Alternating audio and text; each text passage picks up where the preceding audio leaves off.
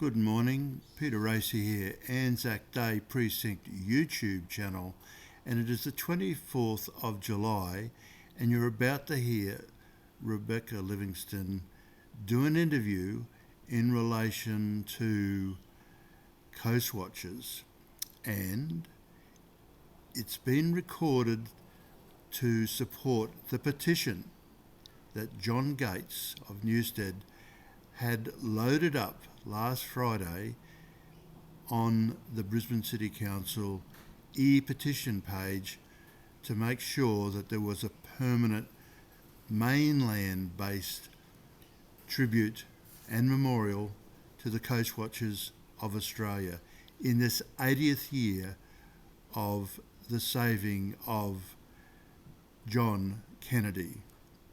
I hope you enjoy this YouTube and podcast. Thank you and good morning. This is ABC Radio Brisbane with Rebecca Livingston. 25 minutes past 10. Have you ever heard of the Coastwatchers? Apparently they were like Australia's secret spy ring throughout the Pacific during World War II. They protected Australians and some very high-profile people during that conflict. And while they were called Coast Watchers, they did much more than that. Jayne Keogh is a museum curator, historian and spokesperson for the Naval Association of Australia. Jayne, good morning. Good morning, Rebecca. Who were the Coast Watchers? Well, the Coast Watchers were a ring of people who were either planters, managers, and various expats from Europe, really, and Australia, who were recruited after the war was declared with Japan and Japanese were coming down through the Pacific. One of the naval intelligence people, a gentleman by the name of Eric Feldt, came up with the idea of keeping these people who were already living all over the islands and so on plantations, leaving them there, not evacuating them, so that they could report in any movement of the Japanese by air or on land or by sea. So it was a very clever move because it meant that the Australian military had eyes and ears still all over the areas where the enemy actually was. How many Australians were part of the Coastwatch intelligence network? Yes, it was all mainly Australians. Mainly Australians. And over what time period? Because I know you talked about, in particular, the advance of the Japanese Empire. Was this just in that period, or? They did have them in World War I in a very small capacity, because New Guinea was a German territory during World War I.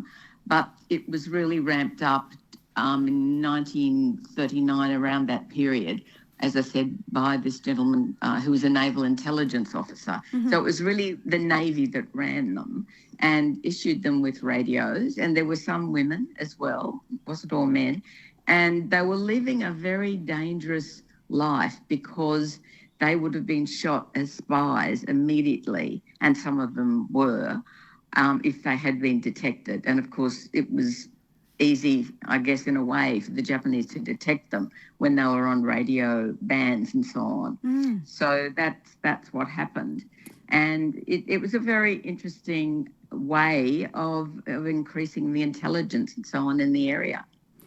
The Coastwatchers, who, apparently there are plans for a permanent memorial to Australia's secret spy ring. We'll get to that in a moment. Right now you're listening to Jayne Keogh, museum curator, historian and spokesperson for the Naval Association of Australia.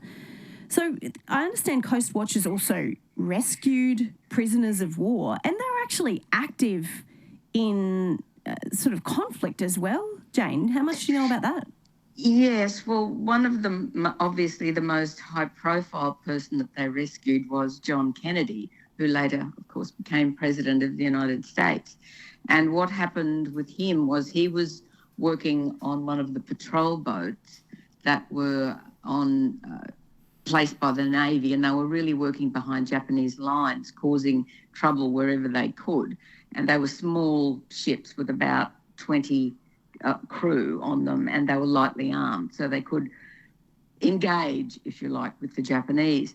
And his ship was cut in half by in a conflict, in an engagement, and he really rescued most of the sailors on that small patrol boat.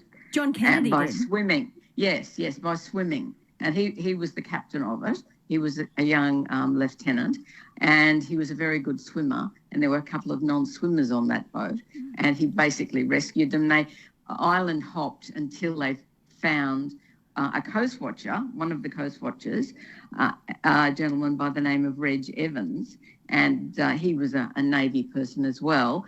And he also was able to rescue them and take them to an area where the Allies could pick them up and go back to America. So John Kennedy was always extremely grateful to the coast watchers, because they weren't just, of course, the European planters and so on, but they were the Solomon Islanders and New Guinea Islanders, Tongans, Vanuatu, all of those, helped the European coast watchers. Gosh. And in fact, he hosted Reg Evans, who was the one that rescued his group, at the White House while he was president, which was, we have photos of that. It's very exciting.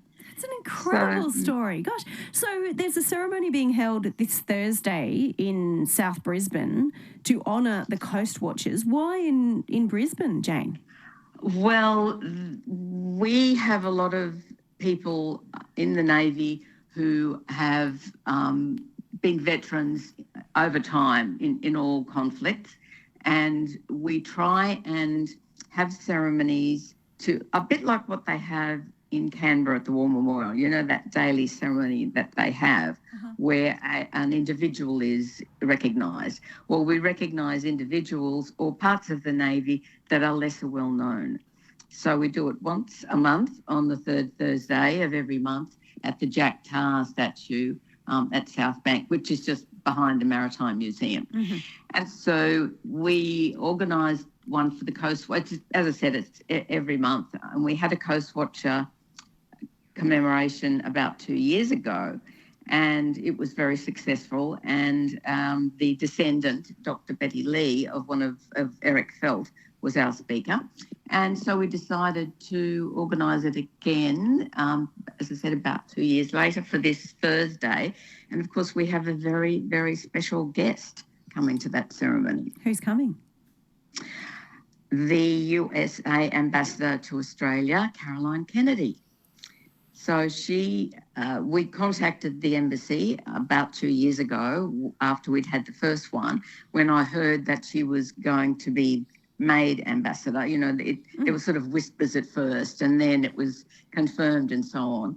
So we had the idea to write to her at the embassy to invite her to our ceremony. Yeah. And we kept up over 2 years, sending them little emails and reminding them, and then finally, to our absolute surprise and delight, we had an email from them about a week ago saying she will be coming to Brisbane, and, would it be okay if she attended the ceremony? Oh, my gosh. Well, without the Coast Watchers, her father may not be here. Wow. Yes, exactly. So it's quite ironic, because our presenter, Dr. Rosemary Gill, her father was quite a well-known Coast Watcher, Connell Gill, a young 23-year-old lieutenant in naval intelligence. And so she will be doing the presentation. And, of course, Caroline's father was rescued by one of the Coast Watchers. So, yeah, it's a nice little segue that's developed, and we're all looking forward to it immensely. We've also invited, I'm sorry, what were you saying? I was going to say, it's a bit of a full circle moment. Yes, it is. Yeah, for her to be in that role in Australia, the connection to Coast Watchers and her father. Wow. Yeah. Yeah.